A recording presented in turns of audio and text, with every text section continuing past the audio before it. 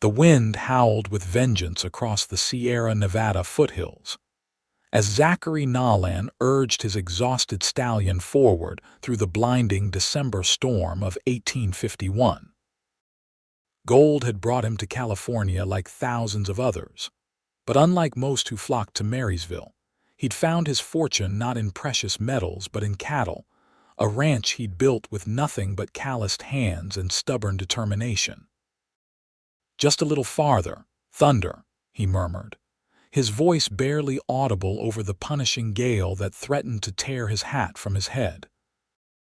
The temperature had plummeted dangerously low, unusual even for winter in this region, and the rain had transformed into sleet that stung his face like tiny needles. Zachary hadn't intended to ride out in such treacherous conditions, but a portion of his herd had broken through a weakened fence line. After securing the cattle, he'd found himself caught in the storm's sudden intensification. Now the Feather River, normally a welcome sight marking the boundary of his property, loomed ahead as a churning, angry mass of frigid water.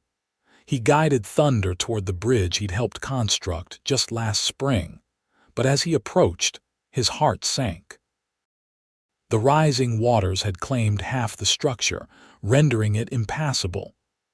Zachary muttered a curse, scanning the riverbank for another crossing.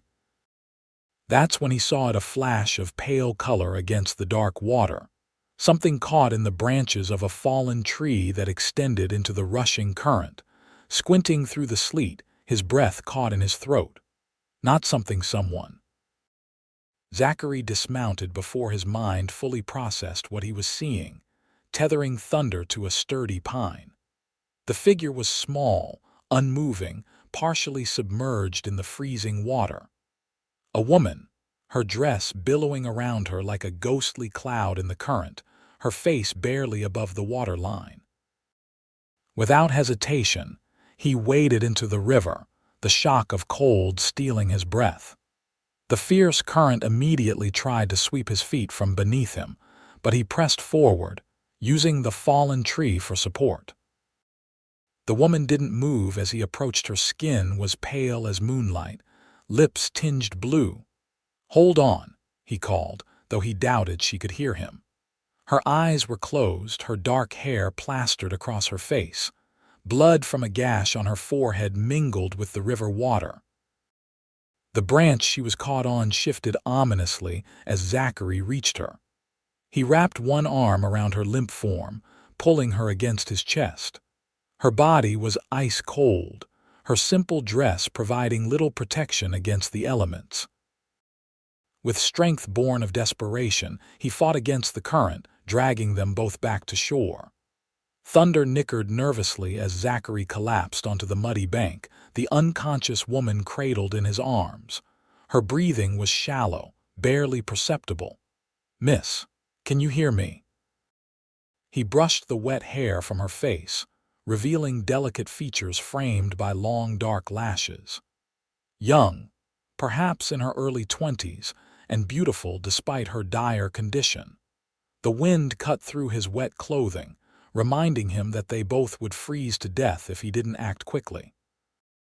With careful movements, Zachary lifted her in his arms and managed to position her across Thunder's saddle. The horse sensed the urgency, standing remarkably still despite the howling storm. Zachary led Thunder away from the treacherous river, seeking shelter among the trees.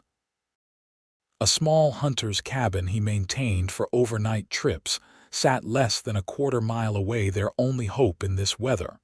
By the time they reached the cabin, Zachary's fingers were numb, fumbling with the simple latch.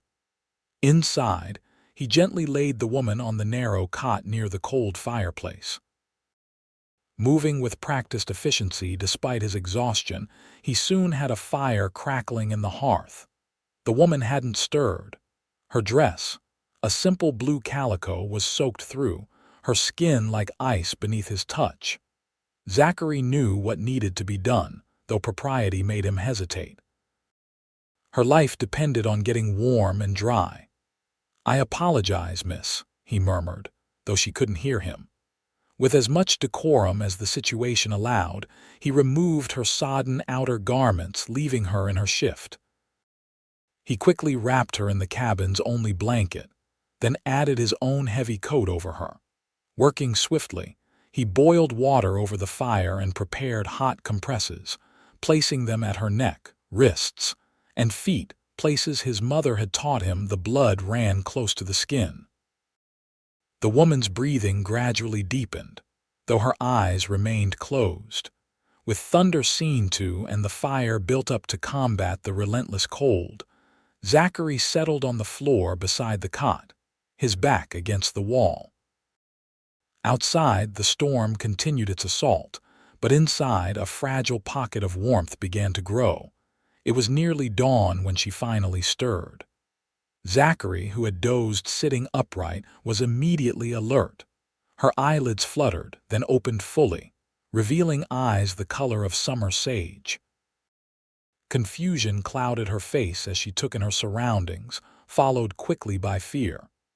"You're safe," Zachary said softly, remaining where he was to avoid frightening her further. "I found you in the river, half frozen. My name is Zachary Nolan." She tried to speak but managed only a raspy whisper. He quickly poured a cup of warm water from the kettle and helped her take a small sip. "Where?" she began, her voice gaining strength. "My hunting cabin just outside of Marysville. The storm was too fierce to make it to town." She nodded slightly, wincing at what must have been considerable pain from her head wound.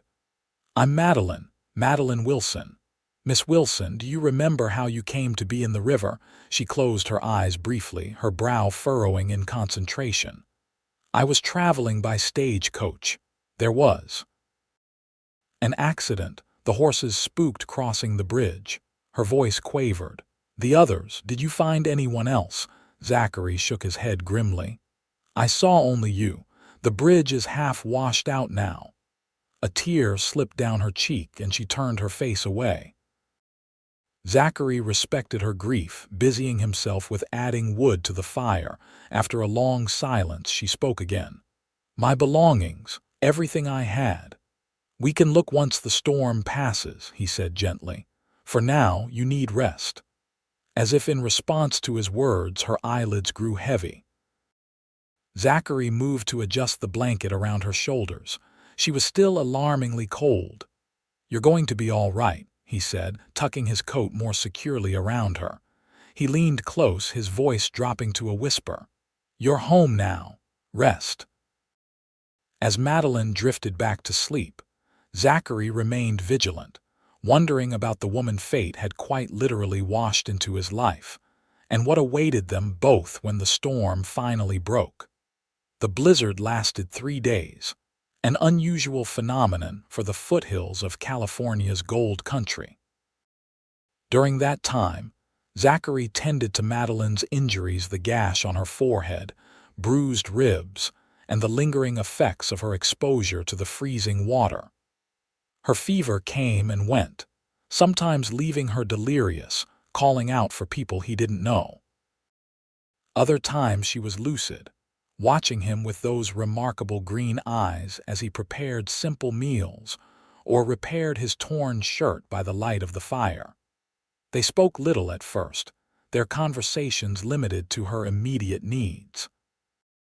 But as her strength returned, so did her voice, and Zachary found himself increasingly drawn to her quiet dignity. On the 3rd evening, with the wind finally beginning to die down, she shared her story. "I was coming from Boston," Madeline said, sitting up in the cot with the blanket wrapped around her shoulders. The firelight cast a warm glow on her face, highlighting the graceful arch of her cheekbones. "My father died 6 months ago, leaving nothing but debts. My mother followed him to the grave within weeks." "I'm sorry," Zachary said softly, passing her a cup of broth. She accepted it with a grateful nod. "My aunt in San Francisco wrote offering me a place to stay. She runs a millinery shop and needs help." A sad smile touched her lips. "I sold everything except what would fit in one trunk to pay for the journey." "And that trunk is likely somewhere in the Feather River now," Zachary observed. "Yes." Madeline sipped the broth, her composure remarkable given her circumstances. "I had hoped to start anew in California. It seems I'll be starting with even less than I planned." Zachary studied her, admiring her resilience. "Tomorrow, if the weather holds, we'll ride to my ranch. It's not far. From there, I can take you into Marysville where you can send word to your aunt." "You've already done so much, Mr. Nolan. I don't know how I can repay your kindness." "There's no debt between us, Miss Wilson." He poked at the fire, sending sparks dancing up the chimney. "Anyone would have done the same." "No," she said with surprising firmness. "Not anyone would have risked their life in that river." Their eyes met across the small cabin, and something unspoken passed between them, a recognition, perhaps, of the tenuous thread of fate that had bound their lives together through chance and storm. The next morning dawned clear and cold. Zachary stepped outside to find the world transformed into a glistening wonderland of ice-covered trees. The storm had left nearly a foot of snow in its wake, unusual for this part of California, but not unheard of. Madeline emerged from the cabin wearing his coat, which engulfed her small frame. Her dark hair, now dry, fell in waves past her shoulders. Despite her ordeal, she carried herself with a quiet poise that Zachary found himself admiring more with each passing hour. "It's beautiful," she breathed, taking in the snow-covered landscape. "And treacherous," he added practically. "The snow will make travel slow, but at least the visibility is good." They set out after a simple breakfast, with Madeline riding Thunder while Zachary walked alongside, leading the horse carefully through the snow-laden path. He was acutely aware of her presence behind him, the subtle weight on Thunder's back, the occasional soft intake of breath when she saw something that caught her attention in the transformed wilderness. "Have you lived here long?" she asked as they navigated around a fallen branch. 5 years, Zachary replied. "Came for gold like everyone else, stayed for the land. You found no gold then." He glanced back at her with a half-smile. "Not the kind that comes from the ground, found something better, a purpose. This country needs beef more than it needs gold, especially with all the miners flooding in. So you became a rancher. Started with 3 skinny cows and a bull I won in a card game." He chuckled at the memory. "Now I've got nearly 200 head and more calves coming in the spring." "You've built something remarkable, Mr. Nolan." Her sincere admiration warmed him more than he cared to admit. "It's Zachary, please, and I've just begun. There's still much to do." The journey to his ranch took most of the morning, the snow slowing their progress considerably. When they finally crested the last rise, Zachary felt a surge of pride as his property came into view, the sturdy log house he'd built with his own hands, the barn and corrals, the smoke rising from the chimney indicating that his ranch hand, old Pete, had kept the home fires burning during his absence. "Welcome to the Double N," he said. Madeline took in the scene with appreciative eyes. "It's lovely. You must be very proud." "It's not much compared to what you're used to in Boston." "It's honest and real," she replied. "That's worth more than all the gilded parlors of Beacon Hill." As they approached the house, the front door swung open and Pete emerged, his weathered face breaking into a wide grin at the sight of Zachary. "Thought the wolves might have gotten you this time, boss," he called out, then stopped short when he noticed Madeline. His bushy eyebrows shot up in surprise. "Pete, this is Miss Madeline Wilson," Zachary said as he helped her down from Thunder. "She was in an accident at the river. Miss Wilson, this is Pete Morgan, the finest ranch hand this side of the Mississippi." Pete removed his hat, revealing a bald head fringed with gray hair. "Pleased to meet you, madam. Mighty unexpected to see a lady visitor in this weather." "The pleasure is mine, Mr. Morgan," Madeline replied with a gracious nod. Mr. Nolan saved my life." Pete shot Zachary a curious look, but asked no further questions. "Got stew on the stove and coffee brewing. Figured you'd show up once the storm broke." Inside, the house was simple but comfortable, a large main room with a stone fireplace, a sturdy table with 4 chairs, a couple of worn armchairs, and bookshelves that surprised Madeline with their contents. Zachary noticed her interest in his modest library. "Reading passes the winter nights," he explained. "Not much else to do when the snow flies." "You have excellent taste," she observed, running her finger along the spines of volumes by Dickens, Hawthorne, and even Shakespeare. After a hearty meal of venison stew, Zachary outlined his plan.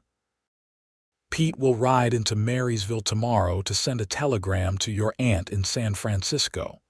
Once we hear back, we can arrange your transportation." "And in the meantime," Madeline asked quietly, "you'll stay here, of course. I'll bunk in the barn with Pete." She started to protest, but he held up a hand. "Your health won't withstand another journey so soon, especially in this weather. The doctor in town can look you over when we go, but until then, you need rest." That night, as Zachary settled into the makeshift bed in the corner of the barn, he found his thoughts returning to Madeline. There was something about her, a quiet strength beneath her refined exterior, that intrigued him. In his 5 years on the ranch, he'd had little time for socializing, let alone courting. The few dances and socials he'd attended in Marysville had introduced him to nice enough women, but none had captured his interest beyond a polite conversation. Yet here was Madeline Wilson, brought to him by chance and nature's fury, sleeping under his roof. Tomorrow he would send word to her aunt, setting in motion her departure from his life as suddenly as she had entered it. The thought brought an unexpected pang of regret. The next morning, Pete set out for Marysville with instructions to send the telegram and bring back supplies, including some proper women's clothing. Left alone with Madeline, Zachary found himself unusually self-conscious as he went about his daily chores.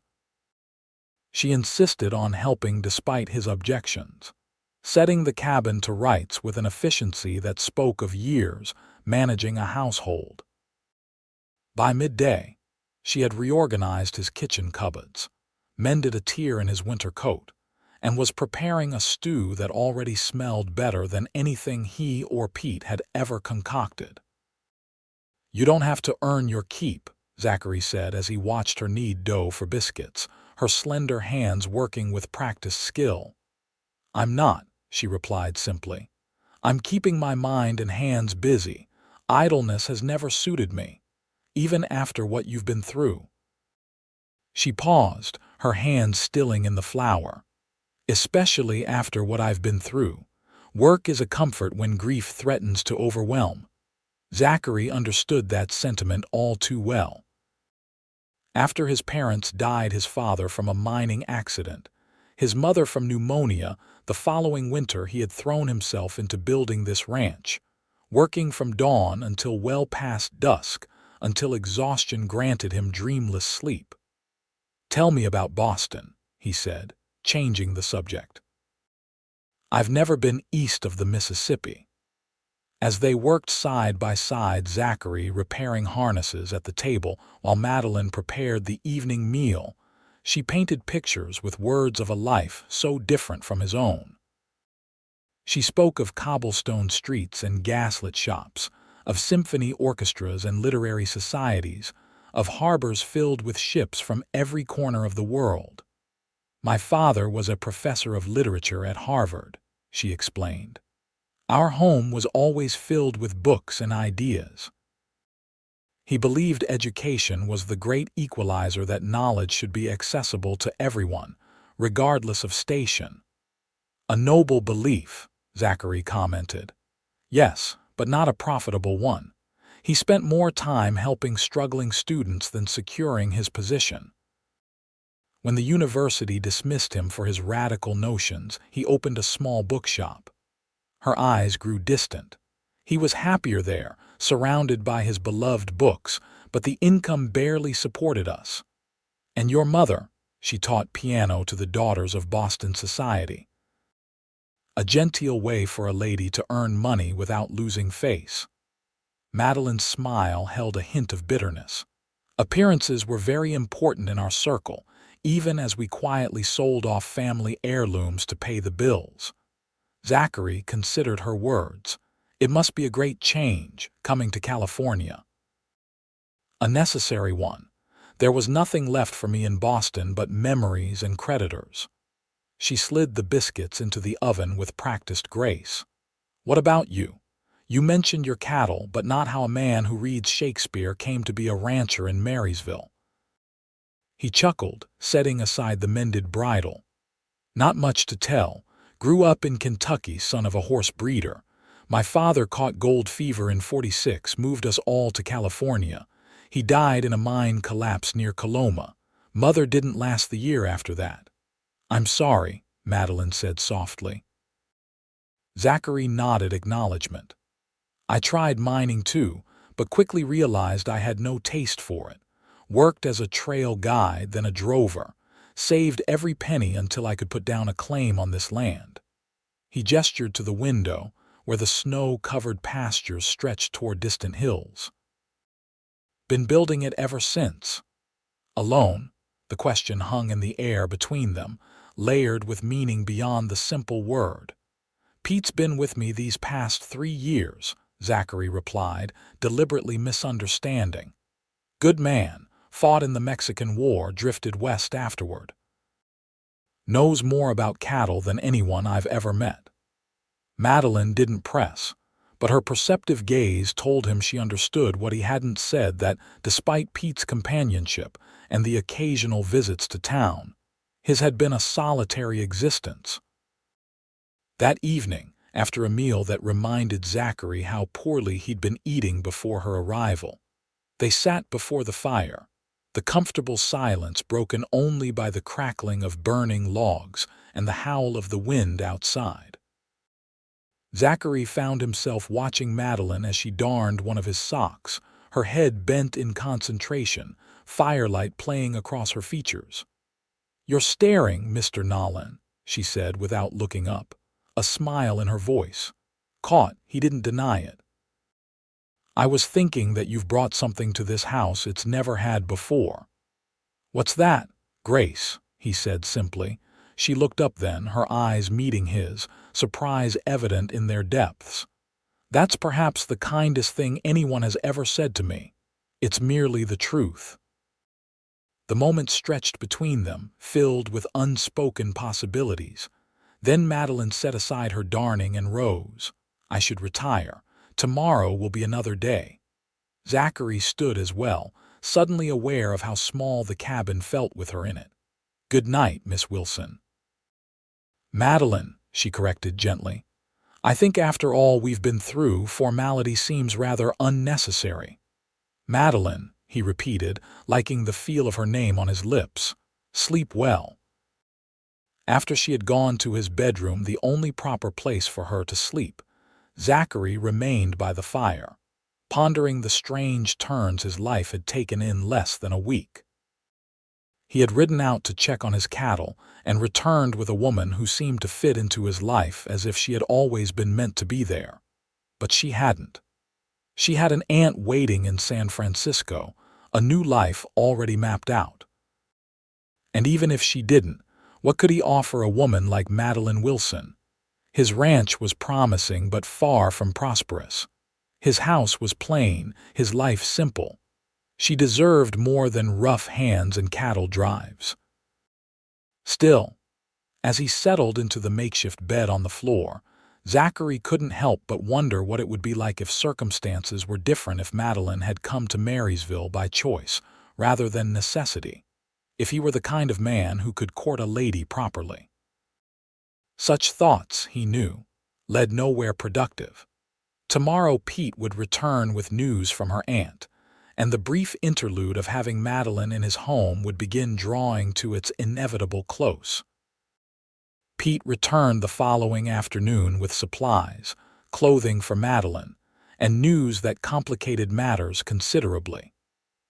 The recent storms had washed out several sections of road between Marysville and Sacramento, and the stage coaches weren't running.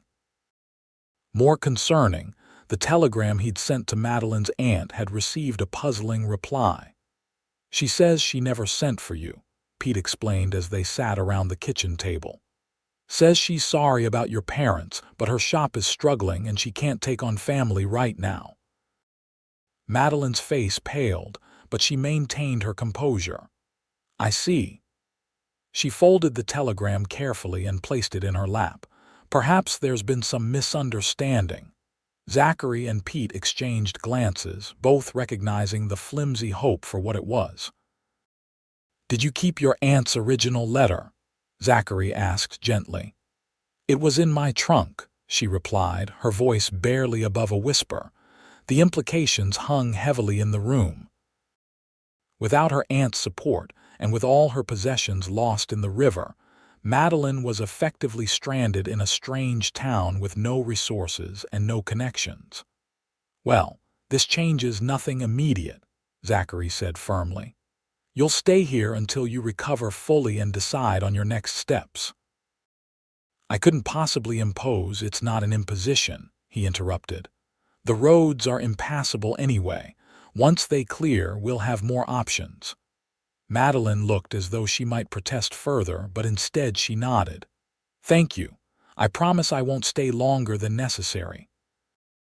That evening, after Pete had retired to the barn, Zachary found Madeline sitting by the fire, staring into the flames with a distant expression. She wore one of the simple dresses Pete had purchased in town, practical calico, not unlike what the local women wore, but somehow she made it look elegant. "A penny for your thoughts," Zachary said, settling into the chair across from her. She looked up, a small smile touching her lips. "I doubt they're worth even that much. I was just considering my options, and finding them rather limited." She sighed, tucking a strand of dark hair behind her ear. "I could seek employment in Marysville, I suppose. I can read and write well enough to work as a schoolteacher if they need one." "The town's growing fast," Zachary acknowledged. "Might be they do need teachers. There's also Mrs. Hargrove's boarding house for respectable women. It's clean and well run. Do you think she might have a position available? I'm handy with a needle and I can cook and clean." Zachary hesitated. The thought of Madeline working as a domestic in the boarding house, catering to minors and merchants, didn't sit well with him. "Perhaps, but there's no rush to decide anything. The roads won't be passable for at least a couple of weeks, according to Pete." Madeline studied him with those perceptive green eyes. "You've been very kind, Zachary, but I can't impose on your hospitality indefinitely. You have your own life, your ranch to run." "Having you here isn't an imposition," he said, surprising himself with the conviction in his voice. "In fact, I'd say the place runs better with you in it." A blush crept into her cheeks. "You flatter me." "I state facts. Pete and I ate better tonight than we have in months. The cabin hasn't been this clean since I built it." And he paused, choosing his words carefully. "It's been nice having someone to talk to in the evenings. Someone who understands why a man in the wilderness might want to read Shakespeare." Her blush deepened, but she held his gaze. "I've enjoyed our conversations, too. More than I should, perhaps." The admission hung between them, laden with possibilities neither was ready to acknowledge fully. "Then stay," Zachary said simply. "At least until spring. By then the roads will be clear, the ranch will be busy with calving, and you'll have had time to properly consider your options." "People will talk," she pointed out. "A single woman staying at a bachelor's ranch. People always talk. It's what they do when they're not doing anything more useful." He leaned forward, his expression earnest. "Pete's here as chaperone if propriety demands one. And anyone who knows me knows I'd never dishonor a lady under my protection." Madeline considered his words. "Until spring, then," she finally agreed. "But I insist on earning my keep. I won't be a charity case." "Fair enough. Though I warn you, once calving starts, you might regret offering your services." Her laughter, bright and genuine, warmed the room better than any fire. "I'm stronger than I look, Mr. Nolan. Boston girls aren't all delicate flowers." "I never thought you were," he replied honestly. As the weeks passed, they settled into a comfortable routine. Madeline took over the running of the household, freeing Zachary and Pete to focus on the ranch. The snow gradually melted, revealing the first hints of green in the pastures. Zachary introduced Madeline to ranch life, gradually teaching her to collect eggs from the henhouse, showing her how to milk the 2 dairy cows they kept for personal use, explaining the cycle of seasons that governed cattle ranching. She proved a quick study and surprisingly adaptable, approaching each new task with determination and good humor. When she emerged from the barn one morning, a smudge of dirt on her cheek and triumph in her eyes after successfully milking a cow for the first time, Zachary felt a surge of admiration that went beyond mere appreciation of her willingness to learn. In the evenings, they would sit by the fire, sometimes reading aloud to each other from his collection of books, other times simply talking. He told her about his dreams for the ranch, expanding the herd, breeding better stock, perhaps building a larger house someday. She shared stories of her childhood in Boston, her father's passionate lectures on literature, her mother's love of music. They carefully avoided discussing the future beyond spring, both aware that their current arrangement was temporary, yet neither quite ready to acknowledge the growing connection between them. January turned to February, and the first calf of the season arrived during a clear, cold night. Zachary burst into the cabin well past midnight, his face alight with excitement. "Madeline, come quickly. Bring those clean cloths from the kitchen." She emerged from the bedroom, hastily wrapping a shawl around her nightdress. "What is it? What's happened?" "Star's calving and it's not going well. Pete's with her, but we need more hands." Without hesitation, Madeline gathered the requested cloths and followed him out into the night, her breath forming clouds in the cold air. In the barn, Pete knelt beside a distressed cow, his weathered face creased with concern. "Calf's turned wrong," he explained as they entered. "Need to get in there and shift it before we lose both of them." Zachary nodded grimly, rolling up his sleeves. "Madeline, I need you to keep Star's head steady. Talk to her, try to keep her calm." If she was frightened or disgusted by the sight before her, Madeline didn't show it. She moved to the cow's head, stroking the animal's neck and speaking in low, soothing tones while Zachary and Pete worked to save the calf. It was messy, difficult work, but after what seemed like hours, a wet, gangly calf slid into the world. Pete immediately began rubbing it vigorously with straw while Zachary tended to the exhausted mother. "Is it alive?" Madeline asked anxiously, still cradling the cow's head. As if in answer, the calf gave a weak bleat. Zachary grinned up at her, his face streaked with sweat despite the cold. "He is now, thanks to you." "I didn't do anything," she protested. "You kept Star calm. That made all the difference." The 3 of them watched as the wobbly calf found its feet and tottered toward its mother, instinct guiding it to its first meal. "Life begins again," Pete said, satisfaction evident in his voice. "Never gets old watching that." They returned to the house as dawn was breaking, exhausted but triumphant. Madeline's nightdress was soiled, her hair tumbling in disarray around her shoulders, yet Zachary thought she had never looked more beautiful. "You were amazing tonight," he said as they paused on the porch, Pete having headed to his quarters to clean up. Madeline smiled, a hint of pride in her expression. "I surprised myself. A month ago, I would have fainted at the mere thought of what we just did. California changes people, Zachary observed, usually for the better. She studied him in the growing light, her gaze thoughtful. Yes, I believe it does. The calving season continued, bringing with it long days and often sleepless nights as they tended to the expanding herd. Madeline threw herself into the work alongside Zachary and Pete, proving herself invaluable. She learned to recognize the signs of a cow ready to calve, mastered the art of bottle feeding orphaned calves, and even assisted with the difficult births that occasionally arose.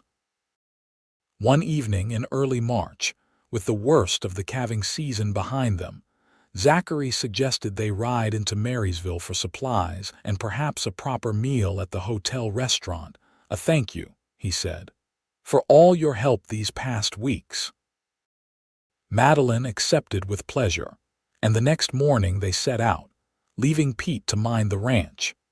It was Madeline's first visit to town since her arrival in California, and Zachary found himself seeing the familiar streets through new eyes as he showed her around. Marysville was booming, fueled by the gold in the nearby foothills and its strategic position on the rivers. The once tiny settlement now boasted proper buildings, businesses, and even the beginnings of social refinement, a stark contrast to the tent city it had been when Zachary first arrived. "It's so vibrant," Madeline observed as they walked along the busy street. "So much energy." "That's gold fever for you," Zachary replied. "It's settled down some since the early days, but there's still good money to be made, both in mining and in supplying the miners." They stopped at the general store, where Zachary introduced Madeline to the proprietor, Samuel Givens, a portly man with friendly eyes and a booming voice. "So you're the lady who's been staying out at the Double N," Givens said, his curious gaze moving between them. "Folks have been wondering." "Miss Wilson was caught in that December storm," Zachary explained smoothly. "Lost everything in the river. She's been recuperating at the ranch until she decides her next steps." Givens nodded, though his expression suggested he wasn't entirely convinced by this practical explanation. "Well, Miss Wilson, you're a sight for sore eyes in this town. Not enough refined ladies to balance out all these rough men." Madeline smiled politely. "Thank you, Mr. Givens. Zachary speaks highly of your establishment." As they continued their shopping, Zachary was acutely aware of the glances they received, curious, speculative, and in some cases, downright disapproving. He had expected as much. Small towns thrived on gossip, and an unmarried woman living on a bachelor's ranch was prime fodder for wagging tongues. What he hadn't expected was how protective he felt of Madeline, how the sidelong glances and whispered comments made his jaw clench and his shoulders tighten. More surprising still was Madeline's reaction, or rather, her lack of one. She moved through the town with the same quiet dignity she displayed at the ranch, seemingly impervious to the scrutiny. After completing their purchases, they made their way to the Fremont Hotel, the finest establishment in Marysville. The dining room was modestly elegant, with white tablecloths and actual glassware luxuries that had been unheard of in the early days of the gold rush. "This is lovely," Madeline said as they were seated at a table near the window.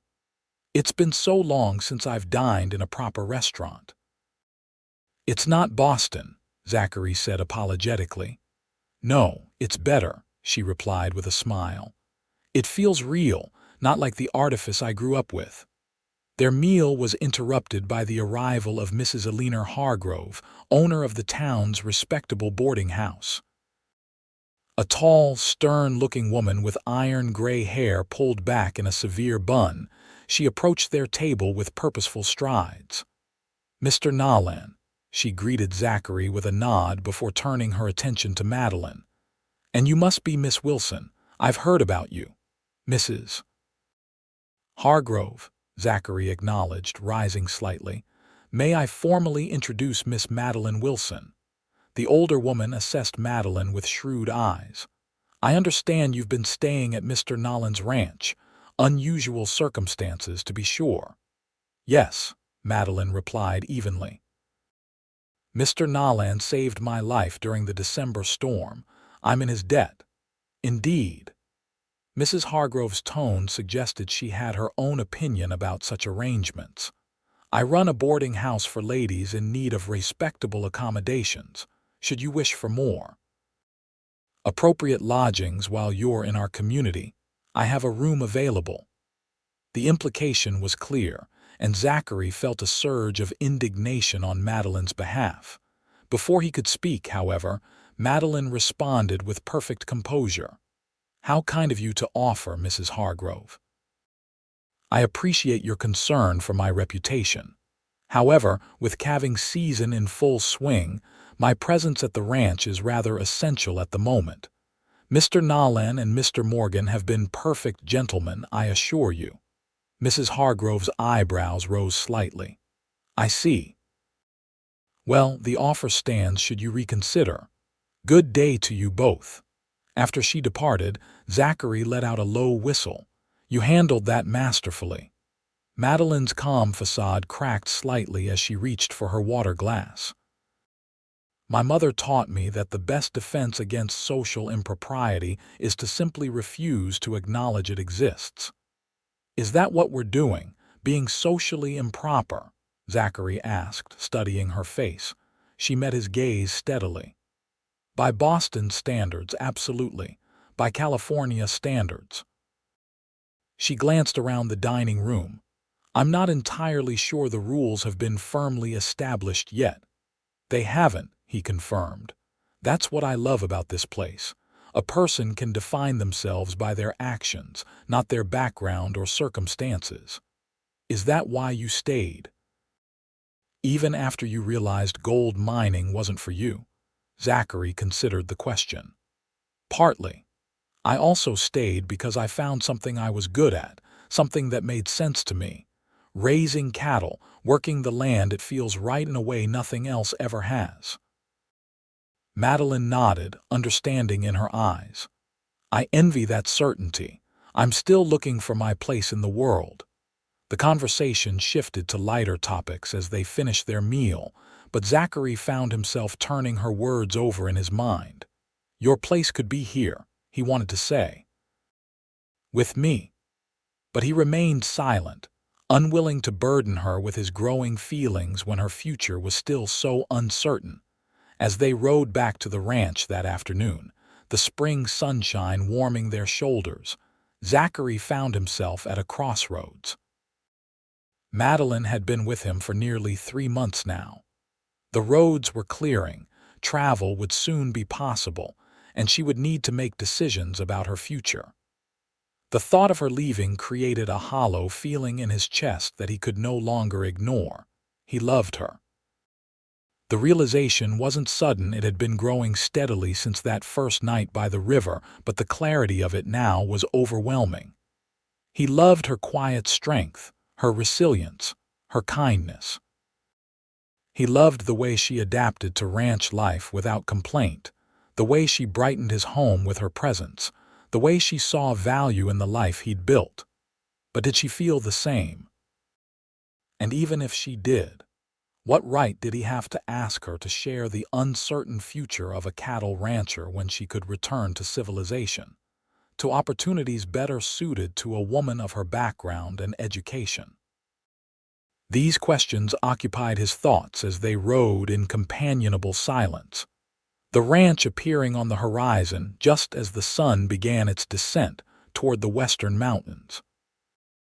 That evening, after a simple supper, they sat on the porch watching the sunset paint the sky in brilliant hues of orange and purple. The air was cool but not cold, carrying the scent of new growth and promise. "Spring is truly here," Madeline observed, wrapping her shawl around her shoulders. "The world feels reborn." Zachary nodded, gathering his courage. "Madeline, there's something I need to say." She turned to him, her expression curious. "What is it?" these past months having you here. It's changed everything." He paused, searching for the right words. "I know you came to California with certain expectations, plans that didn't include getting stranded on a cattle ranch with a man you barely knew, and I know you need to decide what happens next." "Yes," she said softly, her eyes never leaving his face. "I don't want you to go," he said simply. "I want you to stay, here, with me." Madeline's breath caught, her eyes widening slightly. "Zachary, I'm not a wealthy man," he continued, the words coming faster now that he'd started. "I can't offer you the kind of life you knew in Boston. This ranch is still growing, still becoming what it can be, but it's honest work and there's beauty in it and purpose. And I hope that you found some happiness here too." "I have," she whispered, a sheen of tears making her eyes luminous in the fading light. Encouraged, he reached for her hand. "I'm asking if you would consider a future here, with me, as my wife." The last word hung between them, transforming the moment into something profound and irrevocable. Madeline's fingers tightened around his, but her expression grew troubled. "Oh, Zachary," she said, her voice thick with emotion. "You don't know how much I've dreamed of hearing those words, but—" His heart sank at that single word. But I have nothing to bring to such a marriage. No dowry, no family connections that would benefit you. Just myself, with all my Boston sensibilities and limited practical skills." Zachary couldn't help the laugh that escaped him, relief flooding through him. "Is that all? Madeline, I don't want a dowry or connections. I want you, your courage, your intelligence, your heart. As for practical skills—" He smiled warmly. "You've learned more about ranching in 3 months than most do in years. You have a natural affinity for this life." "Do I?" she asked, vulnerability clear in her voice. "You do. That night with stars, Calf, I watched you in that barn, covered in straw and worse, completely focused on saving that animal's life. And I thought, this woman belongs here. Not because you knew exactly what to do, but because you weren't afraid to try." A tear slipped down her cheek, and Zachary reached up to brush it away, his hand lingering on her face. "I love you, Madeline Wilson. I think I started falling in love with you that first night, when you were half frozen and still managed to thank me for pulling you from the river." "I was delirious," she protested with a watery laugh. "You were magnificent," he corrected. "And you've amazed me every day since." Madeline leaned into his touch, her eyes closing briefly. When she opened them, the uncertainty was gone, replaced by a clarity that took his breath away. "I love you too, Zachary. I think part of me has known it for weeks, but I was afraid to admit it, even to myself. Afraid that you were simply being kind to a woman in desperate circumstances." "Never," he said firmly. "What I feel for you has nothing to do with kindness or obligation and everything to do with who you are." She smiled then, radiant with joy. "Then yes. Yes, I will stay. Yes, I will be your wife." Zachary pulled her into his arms, his heart soaring. Their lips met in a kiss that felt like coming home, tender and sweet, filled with promise and the certainty that they had found in each other something rare and precious. When they finally drew apart, breathless and smiling, Zachary pressed his forehead to hers. "You know what this means, don't you?" he asked, his voice husky with emotion. "What?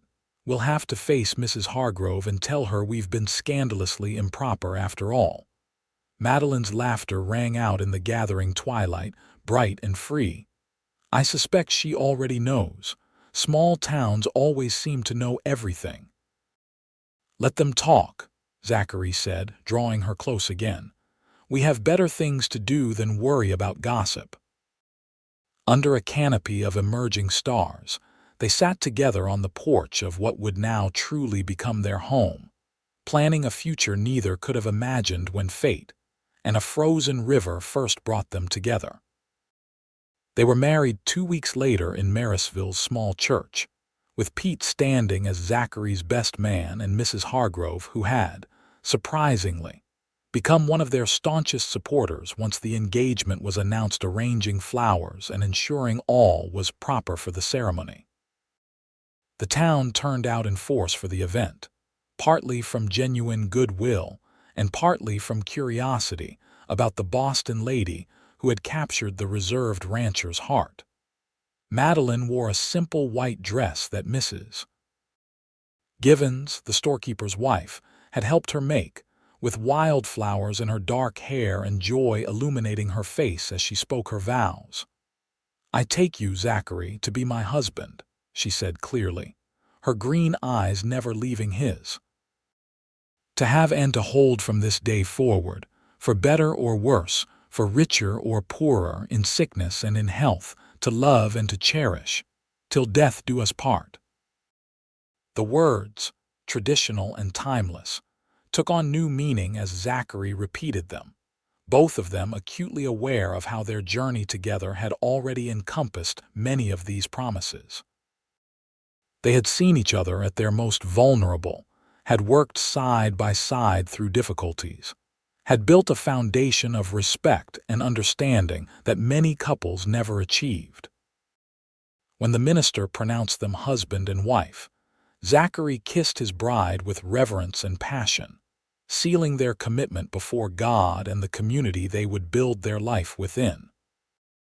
The celebration afterward at the Fremont Hotel was modest but joyful, with food and music and dancing that lasted well into the evening. Even Mrs. Hargrove was seen tapping her foot in time to the fiddle music, her usual stern expression softened by the romance of the occasion. As they danced together, Madeline resting comfortably in her new husband's arms, she whispered, "I never imagined when I left Boston that I would find such happiness at the end of my journey." "Are you happy?" Zachary asked, though her radiant smile had already answered the question. "Completely," she assured him. "I feel as though my whole life was leading me to that river, to you." He tightened his arms around her, remembering the night he'd found her, half frozen and barely alive. "When I wrapped you in my coat that night and told you that you were home, I had no idea how true those words would become." "You knew before I did," she said with a soft laugh. "My heart recognized its home, even if my mind took longer to understand." Later that night, as they rode back to the ranch, their ranch now, truly the stars overhead seemed especially brilliant, the air sweet with the scent of spring blossoms. Zachary helped Madeline down from her horse, then swept her into his arms to carry her across the threshold of the cabin. "Welcome home, Mrs. Nolan," he said, his voice husky with emotion. She wound her arms around his neck, her face aglow with love. "I am home," she agreed. "Wherever you are is my home now." The years that followed brought both joy and challenges as Zachary and Madeline built their life together at the Double N Ranch. The gold rush gradually subsided, but Marysville continued to grow as agriculture and commerce replaced mining as the region's economic drivers. The Nolan's cattle operation expanded steadily, earning a reputation for quality that brought buyers from as far away as San Francisco. Madeline proved to be not just a loving wife, but a valuable partner in the business. Her education and quick mind made her an excellent bookkeeper, and her social graces helped forge connections with merchants and buyers that benefited the ranch. Meanwhile, she embraced ranch life with increasing confidence, learning everything from animal husbandry to gardening with the same determination she had shown during that first calving season. A year after their wedding, Madeline gave birth to their first child, a son they named James, after Zachary's father. He arrived during another December storm, almost exactly 2 years after Zachary had pulled Madeline from the frozen river. "Life has a strange symmetry," Madeline observed as she cradled their newborn, her tired face luminous with happiness. 2 years ago, I was fighting for my life in the cold. Now I've helped bring new life into the world." Zachary, seated beside her on the bed they shared, gazed in wonder at his son's tiny features. "He's perfect," he whispered, overwhelmed by the intensity of his love for this small family. As the years passed, their family grew.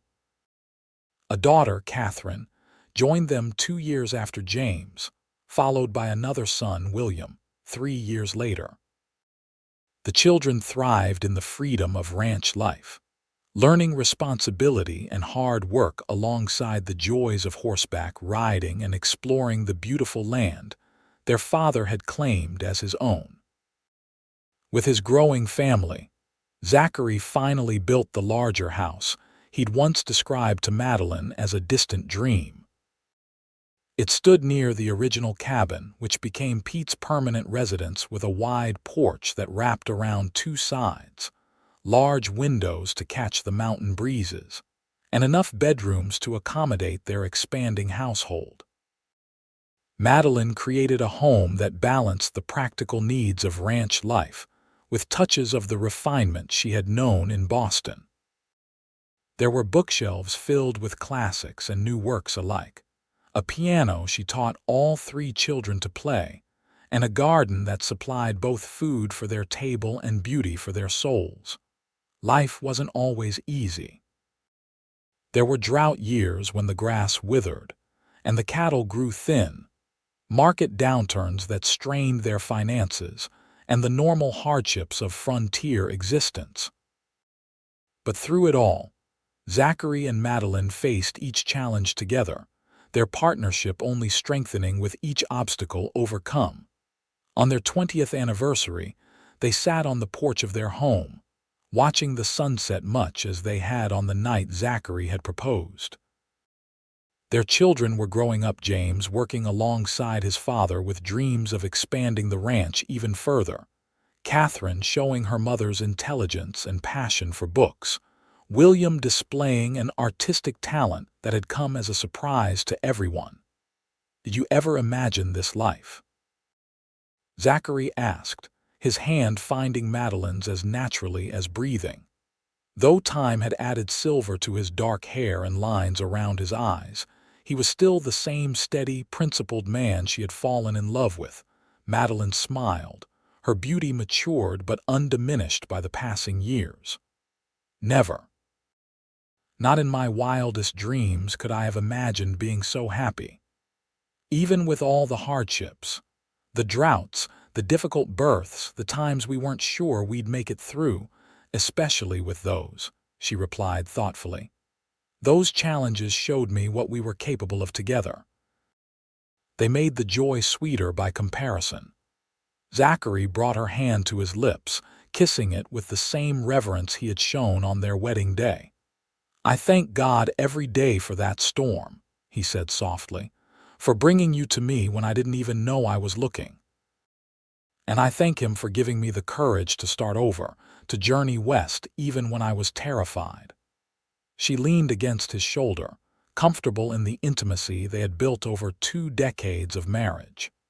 "Even if I had known about the stagecoach accident, I would have made the same choice. It led me to you." As twilight deepened into night, they remained on the porch, reminiscing about the past and planning for the future. The ranch would eventually pass to their children, ensuring that what they had built together would continue for generations to come. Their legacy would be not just in the land they had tamed or the cattle they had raised, but in the love they had cultivated, a love that had begun on a frozen riverbank and grown into something as enduring as the mountains that watched over their home. Later, as they prepared for bed in the room they had shared for 2 decades, Zachary pulled Madeline into his arms, still marveling at how perfectly she fit against him. "You remember what I whispered to you that night by the river?" he asked, his voice low and intimate in the lamplight. She smiled up at him, her green eyes as bright and captivating as ever. "You said you're home." "I had no idea then how true those words would become," he said, echoing the sentiment he had expressed on their wedding day. But somehow my heart knew. "And mine answered," Madeline replied, reaching up to touch his face tenderly. Even half frozen and barely conscious, some part of me recognized where I belonged. In the soft glow of the lamp, they came together in a kiss that held all the passion of their youth and all the depth of the years they had shared. Outside, the stars shone over the land they both loved. The river continued its eternal journey through the valley, and the ranch that had been born of one man's dream now stood as a testament to what two hearts could build when fate brought them together in the most unexpected of circumstances. For Zachary and Madeline Nolan, what had begun as rescue and gratitude had transformed into a love story written across the landscape of the American West, a story of second chances, courage, and the remarkable journey of two souls who found in each other not just survival, but the true meaning of home.